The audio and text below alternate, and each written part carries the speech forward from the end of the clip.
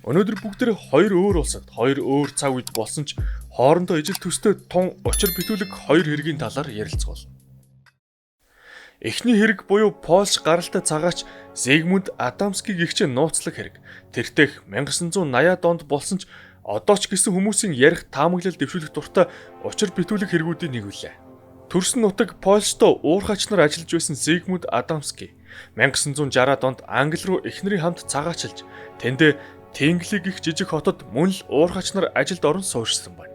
1980 оны 6 дугаар сарын 6-ны өдөр Адамскигийн хувьд жирэнлэгэн өдөр байсан ба маргааш нь буюу 7-ны өдөр эхнэрийн хамт хамаатныхаа охины хормонд өргөцсөн байсан гэв.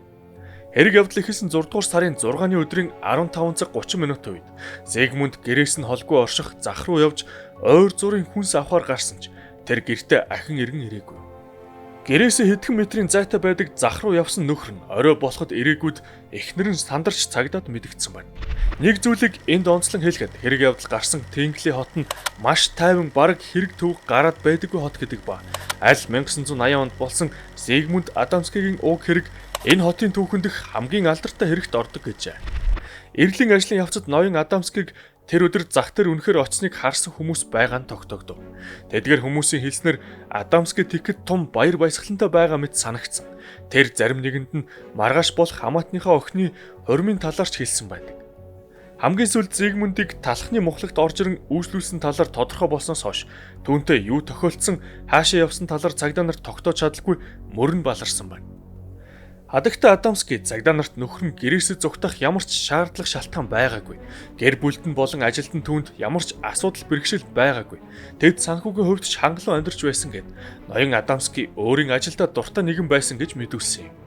Хотоор болон хотын ойр орчмоор эрен хайх ажиллагааг зохион байгуулж байсан ч ямар нэгэн үр дүнд хүрэхгүй байсаар 6 дугаар сарын 11-ний өдөр буюу сургаггүй болоод 5 дахь өдөр нь түүнийг олсон байдаг. Адамскигийн цогцыг түүний алга болсон Тингли хотоос 48 км-ийн зайд орших Тод Мортон гэх хотод овоолостой нүүрсний ороо дээр байхыг нь нүүрсчин Тревор Паркер гэгч олсон юм. Цогц нуруу дээрээ дээш харсан байдалтай хэвтэж байв. Адамскигийн цогц тун тайван амгалан царай төрхтэй байсан бөгөөд амь тавих үедээ ямар нэгэн өвдөлт зовлон зүдгэр огт мэдрээгүй мэт санагдсан гэв. Цогц байна гэсэн дуудлагаар очсон цагдаа нар Адамскийг анх харахад тэр зүгээр л амрах гэд хэвтэж зүрэмлэж байгаа мэт байсан гэцгээсэн юм.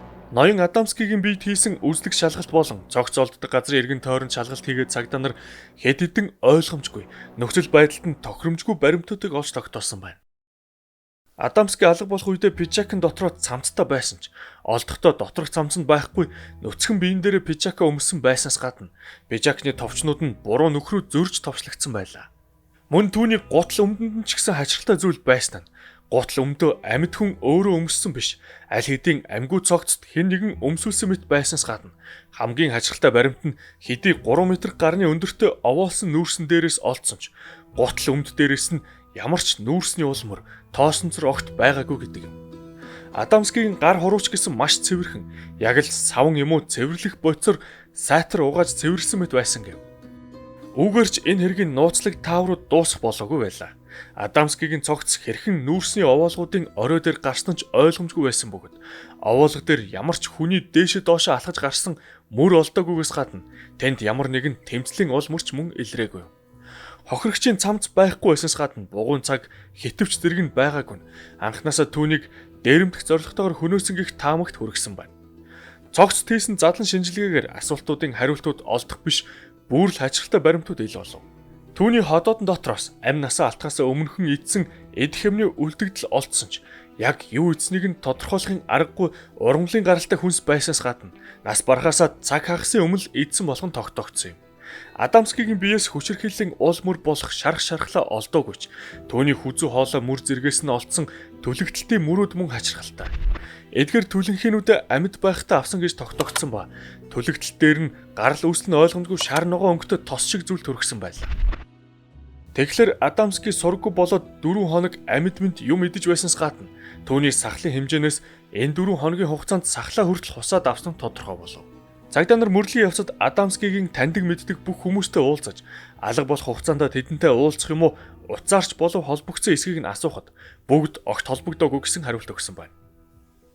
Мөн ямар ч эмнэлэгт Адамскитэй төстэй хүн энэ хугацаанд очоогүйг цагдаа нар олж тогтов. Мөрлөг энэ хүрээд мухардаж цагдаа нар хэвлэл түүний үхлийн шалтгааныг зөрхний шигдэс гэж мэдгдсэн юм. Энэ хэргийн олон нөхцөл байдал одоо хүртэл бүрэн тодорхой биш байна. Жишээ нь цогц яаж нүүрсний овоолго дээр ямар ч алхсан хөлийн мөр үлдээлгүй гарсан байна. Тэр өөрөө овоолсон нүүрсэн дээр нисэж гараад зүрх нь хаагдаад нас барчхаагүй бол хэн нэгэн цогцыг тийшээ зөөсөн эсвэл өөрөө ч гарсан ба ямар нэгэн уул мөр заавал үлдэх учиртай шүү дээ.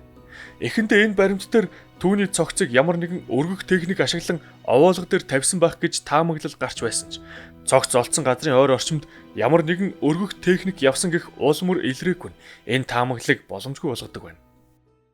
Хэдийгээр энэ асуултанд хинч хариулт олж чадаагүй ч Адамскигийн талаар бас нэгэн таамаглал гарсан нь тэр коммунистуудын тагнуул байсан гэх таамаг юм. Харин тэд ямар нэгэн шалтгаанаар тагнуулаа эрүүдэн шүүж хөнөөгөөд ойлгомжгүй аргаар нүүрсний овоолго дээр яаж ийгээд тавьсан байлаач яг яах гэж олонний өмнө ил тавьсан бэ гэх асуулт бас ойлгомжгүй үлддэг гэжээ. Тагнуул байсан гэх таамаглал түүний хэргийн эргэн тойрондох ашигтай нөхцөл байдлын талаар олон ч зүйлийг тайлбарлаж болох ч гэсэн дараагийн шалгалтуудаар ямар нэг улсын коммунистуудтай Адамскийг холбоотой байсан гэх ямар ч баримт нотлохоо олдоогүйг дурдах хэрэгтэй. Зигмундын оршуулгын дараагаар түүний хэрэг хотын оршин суугчдын ой тойноос багаар арчигдаж эхэлж байсан ч нууцлагдмал нисдэг биетүүд хотын ойр орчимд үзэгдсэн талаар нэвтрүүлэг гарах үед гэнэт Адамскигийн нууцлаг өхлийн талаар хүмүүс эргэж ярьж эхэлсэн юм. Тэр нэвтрүүлэгт Адамский яг алга болдог өдөр болон дараагийн хэдэн өдөрт нь Тэнгли хотын ойр орчимд нэг биш хүн тэнгэрт үл мэдэгдэх нисдэг биет харсан талаар байв. Энэ мэдээллийн талаар телевизээр үзсэн хотын оршин суугчид тэр өдөр нь Адамский ч ушир битүүлгээр алга болсныг санаж түүний хэргийг харийнхантай холбоод эхлэх үед цагдаагийн алба хаагч Алан Голдфри гэгч мэдээлэл гаргаснаар гал дээр тос нэмсэн шиг хэрэг болсон юм. Цагдаагийн алба хаагч Алан Голдфри Адамскийг эрен хайх ажилд өөрийн биеэр оролцож байсан ба тэр Зигмундыг сургуу болдог тэр өдөр Тэнгли хотын дээр зөвхөн харийн хөлөг хараа зогсохгүй. Харийнхан өөрийг нь ч гисэн тэхэд хулгаалаад хожим ой санамжийг нь арилгаад эргүүлэн тавьсан гэх зүйл ярьсан байна. Цагдаагийн мэдээллийг худал эсвэл үнэн бусдын анхаарлыг татах гэсэн орлого байх боломжтой гэх зэргээр бид өнөөдөр дүгнэлт хийж ярих гэсэнгүй. Зөвхөн Адамскигийн хэргийн талаар өгүүлэх юм. Голдфриг хожим ховсын байдалд оруулж тухайн өдрийнхэн талаар яриулсан. Тэр харийнхны талаар болон хэрхэн тэдэнд хулгайлагдсан талаар нэгнгүй ярьсан гэх мэдээ байгаач тэр бүгд нь үнэн бодит гэх баталгаа байхгүй. Тэгэхээр та бүхэн Зигмунд Адамский гэгч тухайн өдөр яг юу тохиолдож тэр яагаад нас барсан байж болох мөн яаж нүүрсний овоолго дээр ямар ч уул мөргүй гарсан талаар гэх мэт энэ хэргийн эргэн тойронд байгаа ойлгомжгүй зүйлсийн талаар өөрсдийн таамаглалаа бусдаагаа хуваалцаарай. Ингээд харин бүгдээрээ дараагийн түүхтэй орцгоё. Та бүхэнд чанартай пажаманы Kigumi брендийг санал болгож байна. Бичлэгийн доор үлдээсэн вебсайтаар зочилж таалагдсан амьтдын пажамагаа 24 цагийн дотор хүргүүлэн аваарай.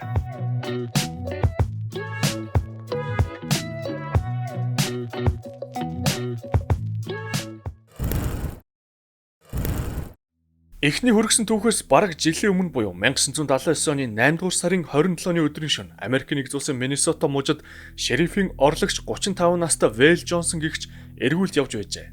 Тэр Стивен гэх жижиг хотын ойр байх аслагдмал зам болох 5 дугаар зам дагуу машинтайгаа эргүүл хийж явсан юм. Вэл Джонсон явж байхад машин зам дээр нэгэн хурц гэрэл байгааг олж харсан байна. Вэл тэрхүү гэрлийг юу болохыг шалгахаар машинаараа урдаас нь явж ойртох үед гэрэл 1 метр орчим өндөрт байгааг харсан гэжээ. Уг гэрэл нь ганцхан гэрэл байсан тул машины биш байх гэсэн бодол түүн төрж маш хурц гэрэл байсанд ямар нэгэн жижиг онгоц ослын булт хийж гисэн зогсож байна гэж таамагласан байна. Түүний ажлын нэг хэсэгт бол Вэл уг гэрэл юуны гэрэл болохыг шалгахаар улам ойртох үед гинтийн зүйл болсон юм. Гэрэл гэнэт түүний зүгт маш хурдтай хөдөлж хоромхон зурл өөрлөө хүрээд ирсэн гэв.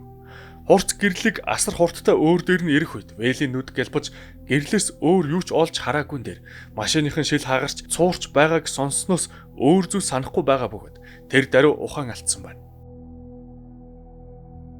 Гэрэлтэй мөргөлдсөнөөс хойш 40 орчим минутын дараа Вэл сэрж хэрхэн хоёр нүд нь хорсож байгааг мэдсэн юм. Үүний дараа тэр машиныхаа хянах самбар руу харахад моторын шар гэрэл ассан байгааг анзаарч түүний машин унтраастай байгааг мэдэв. 2 цаг 19 минутын үед Вэл Джонсон болсон явдлын талаар диспетчерт мэдгдсэн байдаг. Одоо тэр аудио бичлэгийг хадмал тайлбарын хамт хүргэе.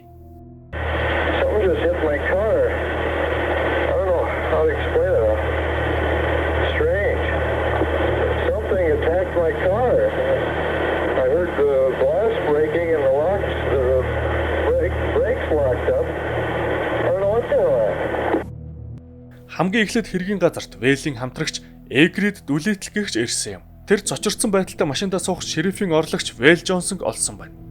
Вэйлийн духанд нь хөхрөлт үүссэн байсан нь жолооныхоо хөрдийг хүчтэй мөргснөөс нь болжээ. Үүний дараа түргэн тусламжийнхан ирээд Джонсонг эмнэлэгт хүргэсэн юм. Эмч үзээд Джонсонгийн нүдэнд нэгдүгээр зэрэглийн түлэгдэл илрүүлснээс гадна нүдний дотор хэсэгт баг зэргийн гэмтэл олж илрүүлсэн байна. Энэ нь хэд хурц гэрлийн их үүсвэрийг харамхууд ойрын зайнаас харвал үүсдэг гэмтэл гэв. Хэргийн газарт шериф Деннис Брэки өөр цагдаагийн алба хаагчтай ирж үзлэг шалгалт хийсэн юм. Джонсонгийн машин зам дээр хөндлөн байдалтай зогсож байснаас гадна машин 100 км/цагийн хурдтай явж байгаад гэнэт хөндлөн байдалд орж зогссоныг тогтоосон байна. Зам дээр байсан бараг 30 метрийн урттай дугуйн тоормсон мөр түүнийг огцом тоормслон зогссныг илтгэж байлаа. Машин үл мэдэгдэх гэрэлтэй зүйлтэй мөргөлдсөн газар нь машины гэрлийн хагархаа хэлтэрхий олцсноор тодорхой болсон юм. Энэ мөргөлдсөн газар нь машинаас 290 метрийн хол зайд байв. Дараагаар нь тэд эргүүлийн машиныг цагдаагийн газрын гаражт авчран сайтар шинжилгээнд хамруулсан байна. Машины зүүн талын гэрэл хагарсан. Машины хамар буюу капот хэсэг дээр жижиг хонхорхоо байсан бол жолооч талын салхины шил цуурч хагарсан байдалтай байв. Мөн эргүүлийн машин дээр байх гэрэл ойлгогчд жижиг нүх гарч хэлтэрхийнд байхгүй байсан. Машин дээрх антийн ард тал руугаа 45 орчим градусын налуутай нугларсан байсан бол машины ард байх өөр антийн бараг 90 градусаар нугларсан байв. Шинжээчид нэг сонирхолтой зүйл анзаарсан нь машин дээр гарсан гэмтлүүд бүгд 30 см-ийн өргөнтэй хэсэгт гарсан байсан нь машинтай мөргөлдсөн зүйл тийм хэмжээтэй байсан гэж үзэхэд хүргэсэн юм. Машин дээр гарсан эвдэрлийн уул мөрүүд нь урдаас хоошоо тэгш хэмтэй гарсан нь 30 см-ийн өргөнтэй зүйл машины урдаас хоошоо мөргөд явсан гихт өгнөлтөд хүргэв. Эхлээд тэр зүйл машины зүүн гэрлийг мөргөд машины хамар дээгүүр гулгаж нэг жижиг хонхорхоог тэндээ үүсгээд салхины шилийг нь мөргөд дээвэр явсан мэт байгаач машинд учирсан бүхий л гэмтлийг бас тайлбарлаж чадахгүй байгаа юм. Уг зүйл эхлээд машины гэрлийг мөргөж хагалсан бол хамар дээгүүр гулган өнхөрөхдөө жижиг хонхорхоо гаргаж цохих боломжгүй. Хамар дээр хонхорхоо гаргасан байлаа гэхэд тэндээсээ салхины шилийг бас мөргөх нь логикт нийцдэггүй гэв. Үүний дараа уг бит машины дээвэр гулгаж антеннуудыг нугалсан нь бас хачирхалтай. Учир нь антеннууд зурагт үзүүлсэн шиг суур хэсэгтээ пүрштэй тул ингэж нугалахын тулд асар хурдтай явж үйлчлэл үзүүлснээр энэ нь боломжтой гэжээ. Антеннуудын нугаларсан тал дээр өөр нэг таамаг дэвшүүлж байсан нь машин хит хурдан яваад гэнэт тоормс гიშгсэнд ингэж нугалрах боломжтой гэж үзсэн ч тэд маш бүх бат байсан тул тэр зэргийн ачаалал даах ёстой гэж хожим энэ таамгийг няцаасан байна. Машинд эдгээр гэмтлээс гадна цахилгааны тал дээр мөн асуудал гарсан. Аккумулятор нь тоггүй ажиллагаагүй болсон бол хөгжмөнч гисэн шатсан байв.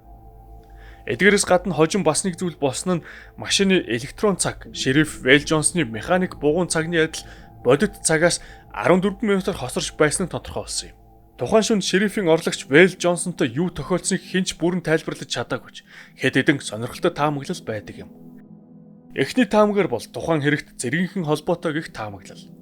Энэ таамаглал үүсэх болсон шалтгаан нь үйл явдал болсон газраас 50 км-ийн зайд Grand Forks гэх агаарын цэргийн бааз оршдогоос шалтгаалсан байдаг.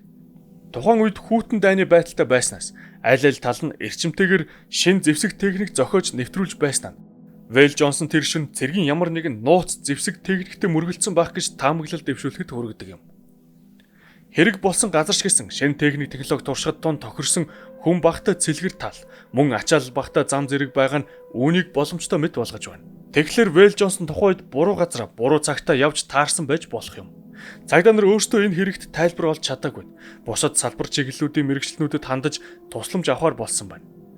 Тэд Meridian French гэх Ford Motors компанигийн шилний мэрэгчлэлтэнд хандсанд өнөөх нь машины хагарсан шилд үзлэг хийгээд шилний цууралтыг маш өвөрмөцгээд олон жилийн ажлын туршлагынхаа хугацаанд ингэж хагарсан шилтэй огт таараагүй гэв. Түүнийг ингэж гайхшруулсан шалтгаан нь шилэнд дотроос нь болон гаднаас нь зэрэг шахуу хүч үйлчилж хагалсантай төстэй байна гэснээс гадна энэ хагарал нь хүчтэй дууны долгионоор үүсгэгддэг хагаралтайч төстэй байж болох шинжүүд агуулж байна гэсэн юм. Машинд үзлэг хийсэн өөр нэг мэрэгчлэлтэн бол Guy Westcott гэх цаг уурын үзэгдэл судлаач нэгэн байлаа. Тэр хэргийн бүх материалтай наривчлан танилцж, Вэйл Джонсноос 2 ч удаа юу болсон талаар ярилцлага авсанд аль удаад нь ямар нэгэн зөрүү гараагүй гэв. Westcott хожим өөрийн мөрдлөгийн дүгнэлтэд танилцуулсан байдаг. Түүний үзнээр Джонсны машин Ball Lightning буюу шууд орчуулбал цахилгаан бөмбөлөг гэх үзэгдэлтэй мөргөлдсөн гэжээ. Монгол хэлэнд ийм үзэгдлийг юу гэдэг талаар мэдээлэл олоогүй тул цахилгаан бөмбөлөг гэж магчлан орчууллаа. Та бүхэн Ball Lightning гэх үзэгдлийг монголоор юу гэдэг талаар мэддэг бол комент хэсэгт бусдаагаа хуваалцаарай. Баруунд ийм ойлголт түгээмэл байдаг бөгөөд яг юуг цахилгаан бөмбөлөг гэдэг талаар ярилцъя. Википедиа болон бусад их үүсвэрүүд дээр дурдсанаас харвал энэ нь байдаг эсэх нь бүрэн тогтоогдож байгаагүй ч олон хүмүүс харсан гэх нэг төрлийн байгалийн үзэгдэл гэдэг байна. Энэ нь агаар төвөх гэрэлцэн цахилгаан цатруулсан зүйл гэдэг ба яг яагаад ямар нөхцөлд үүсдэг гэх мэт нарийн мэдээлэл огт байдаггүй гэжээ. Шинжээч Westcott хэдий шинжлэх ухааны хүн хэрнэ огт батлагдаж нотлогдоогүй зүйлийг энэ хэргийн шалтгаан гэж дүгнсэн нь энэ хэрэг явдал төдий чинээгэр хачирхалтай өврүүц байснаас гарцаагүй гэж дүгнэхэд хүргэдэг юм. Одоо түүний юу гэж бичсэнийг хүргэе. Тухайн үйл явдал болдог өдөр маш халуун, чийгшил ихтэй мөн үйлгүй өдөр байсан гэдгийг тэр тогтоосон байна. Түүний бодлоор агаарт тодорхой хэмжээний цахилгаан цэнэг үүссэн байж болно гэд тэр цахилгаан цэнэг нь өнөөх цахилгаан бөмбөлөг болж хувирсан байх боломжтой гэв. Вэл Джонсон холоос гэрлийг анзарч шалгахаар ойртох үед нь цахилгаан бөмбөгнөөс эсрэг цэнэгтэй байсан машинд нь татагдан очсон байх гэсэн таамаглалт дэвшүүлсэн юм. Джонсон гинэт татагтаад ирсэн үзэгдэлд нүд нь гэлбаж, рефлексээр огцом тоорвс гიშгэд рүүлээ мөргөн ухаан алдсан бол цахилгаан бөмбөлөг машины гэрлийг эхэлж мөргөж хаглаад дараа нь салхины шилийг мөргөж цуулаад дээш ойн алга болсон гэжээ. Тэр антеннуудыг хэрхэн нугалсан тал дээр машин цахилгаан бөмбөлөгтэй мөргөлдөх үед халалт үүсэж, Джонсон ч огцом тоормслох үедээ давхцаад халаад уян болсон антеннууд машины хөдөлгөөний чиглэлд нугараад дохионы гэрэлд наалдаж, түүнийг баг зэрэг хайлуулад өөрөө тэр нугаларсан хэвэндээ тогтсон байх гэсэн таамаг дэвшүүлсэн нь үнэхээр ч дохионы гэрэлтэр байх баг зэрэг хайлсан мөртөө давхцаж байлаа. Мөн шерифийн орлогч Джонсон тэр үед маш их аз тохиож тэр огт тогн цохиулгүй амьд мэд гарсан байна гэж дүгнэлттэй бичсэн байв. Хэрвээ үнэхээр цахилгаан бөмбөлөг гэж үзэгдэл байдаг бол түүний энэ таамаг нь боломжтой байхаар сонсогдож байгаач энэ таамаглалтаа нийцдэггүй бас хэдэн баримт байгаа юм. Нэгт түрүүн хэлсэн шиг энэ үзэгдлийн талаар бүрэн нэгдсэн судалгаа дүгнэлт баталгаа нотлохоо одоо хэрэн шинжлэх ухаанд байдаггүй. Харсан үүсэн гэх хүмүүсийн янз бүрийн ярианаас хэтрэхгүй таамаглал төдий байгаа үзэгдэл юм. Машинд үүссэн хохирлуудаас урд гэрэл болон гэрэл ойлгогч зэрэг хагарсан нь цахилгаан бөмбөлөгний үүсгэсэн их хэмжээний энергийн үйлчлэлээр хагарах шалтгаан болсон байж болох ч машинд үүссэн механик гэмтлэг энэ таамгаар огт тайлбарлах боломжгүй гэдэг байна. Жишээ нь өмнө дурдсан машины хамар дээрх хонхорхоо. Энэ хонхорхоо өмнө нь өөр шалтгаанаар үүссэн байж болох ч энэ талаар ямар нэгэн мэдээлэл олдоогүй. Анхнаасаа цагдаа нар энэ хонхорхоог энэ хэрэгтэй холбоод явчихсан байгаа тул тэд илүү мэдэж байгаа байлгүй гэж миний зүгээс үзэв. Цахилгаан бөмбөлөг нь машины цахилгаан буюу хөгжим, электрон цаг зэрэгт асуудал үүсгэх шалтгаан болсон байж болох ч салхины шилийг хаглах болон вэлийн механик бугуун цагт ч гэсэн нөлөөсөн нь мөн боломжгүй зүйл гэжээ. Энэ хэрэгт ажилласан бас нэгэн мэрэгчлэлтэн бол металлургийн инженер Рональд Вердл гэгч юм. Тэр өөрийн үзлэг шалгалтын дараа мөн л дүгнэлтэд шерифийн удирдлагт танилцуулсан байна. Түүний тайлангаас хамгийн сонирхолтой нь салхины шилэн дээр бодит мөргөлтийн уулмөр байгаан дээр шилний цууралт донд төмөр цахиур хөнгөн цагаан кальц гэх зэрэг элементүүдийн хэлтэрхий олцсон нь тун ойлгомжгүй. Мөн тухайн үед машин унтарсан ч дараа нь асуудалгүй асаж байсан нь машин анхнаасаа асуудалтай байгаагүй илтгэж байна. Хөдөлгүүр унтарсан нь машины цахилгаан системд догол гарсыг илтгэж байж болно гэв. Машины электрон цаг хэсэг хугацаанд зогсон нь машинд тогны асуудал үүсэж унтарсантай холбоотой байх. Харин Джонсонгийн механик цаг зогсон нь яавч өөр шалтгаантай байх ёстой бол антеннууд нугларахад цахилгаан эсвэл салхины эсвэл хүний гараар нугларах боломжтой гэж дүгнэлтэд дурдсан байлаа. Түүний дүгнэлтэд цахилгаан системийн ажиллагааны доголдол гарсан нь үнэхээр цахилгааны их усүртэй зүйлтэй мөргөлдсөнийг илтгэж байна. Ер нь бол маш их цахилгаантай, маастай ямар нэгэн зүйл байсан нь антенн зэргийг нугалснаас тодорхой харагдаж байна гэжээ. Шинжээч Рональдын дүгнэлтийг ерөнхийд нь авч үзвэл цахилгаан бөмбөлөг их үзэгдэл биш гэж дүгнсэн юм. Цахилгаан бөмбөлөг зэргийнхэн гих зэргээс гадна бас нэгэн алдартай таамаглал байдаг нь Вэл Джонсон өөрөө энэ бүгдийг бодож олсон гэх таамаг. Тэр өөрөө эргүүлийнхээ машинд энэ бүх гэмтлийг учруулад энэ бүхнийг зохиож ярьсан гэдэг таамаглал юм. Гэвч яагаад ажиллаа хийгээд мөрөөрөө явж байсан цагдаа хүчний хүн яах гэж ийм зүйл зохиож машин тэргээ эвдэнэ гэж. Угаасаа хүн итгэхэд бэрх ийм зүйлийг зохиож машинаа эвдэх нь түүнийг маш их эрсдэлд оруулах байсан гэж үздэг юм. Бараг шин шахуу машинаа эвдээд ийм зүйл зохиосон ч хэрвээ түүний энэ хурам эхлэлтийг илрүүлж нотолж чадсан бол тэр улсын өмчөд халтсан худал зүйл ярьсан гэх зэргээр хариуцлага хүлээж өрөнд орохоос гадна ажилласаа ч халагдах нь ойлгомжтой. Иймэрхүү түүхтэй холбогдсон ихэнх хүмүүс эд хөрөнгө алтар нэрний төлөө ийм зүйл хийж болохч Вэл Жонсон энэ бүх хугацаанд ямар ч мөнгө төгрөг алтар нэр хүртээгүй. Түүний дараагийн үйлдэлүүд нь ч үүнийг хүссэн гэх ямар ч шинжгүй байсан гэж үздэг хүмүүс байдаг байна. Харин ч Вэл Жонсон энэ түүхээ ярьснараа илүү хохирсон гэж өөрөө үздэг гэв. Түүний ярьсан түүх нь олонний хүртэл болох үед гэрийн утас нь байнга дугарч гэр бүлийг нь эхнэр хүүхдүүдийг нь зовоож эхэлсэн гэж хэвлэлд хэлж ахин залгахгүй байхыг хүсдэг байлаа. Сүүлд нь тэр энэ олон дуудлагаас залхаж өөр газар руу нүүсэн бөгөөд ахин тэр талаар хинт ч ярилгүй нам гүм нуугдаж 2018 онд л хөгшөрсөн хойноо нэвтрүүлэгт дурсан ярьсан юм. Жонсон худлаагаас ийм зүйл зохиогоогүй гэдэгт түүний нүдний гэмтэл гол нотлохоо болдог гэдэг ба тэр өдөр тутамдаа ийм гэмтэл нүдэндээ авах боломжгүй гэж үздэг байна. Мөн хэргийн газарт дуудлагаар хамгийн ихэнд очсон цагдаагийн хийснэрч гэсэн Вэл үнэхээр тэр үед гүн шоконд орсон байдалтай байсан гэснийг санах хэрэгтэй.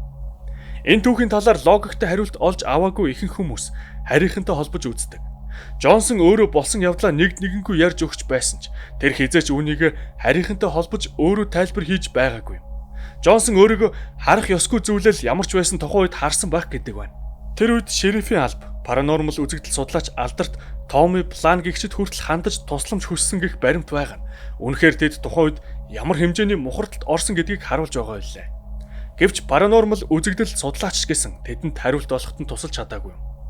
Энэ хэрэг одоог болтол хамгийн нууцлаг ойлгомжгүй түүхүүдийн нэг хэвээр байгаа гэжээ. Үзэгч та бүхэн өнөөдрийн хөргсөн хоёр түүхийн талаар өөрсдийн сэтгэлээ бусдаагаа хуваалцаж мөн Ball Lightning буюу цахилгаан бөмбөлөг гэх үзэгдлийн талаар тэм зүйлтэй учирч байсан эсгээ мөн бичиж үлдээгээрэй. Удахгүй улам сонирхолтой бичлэгүүдээр уулзцгаая. Баяртай.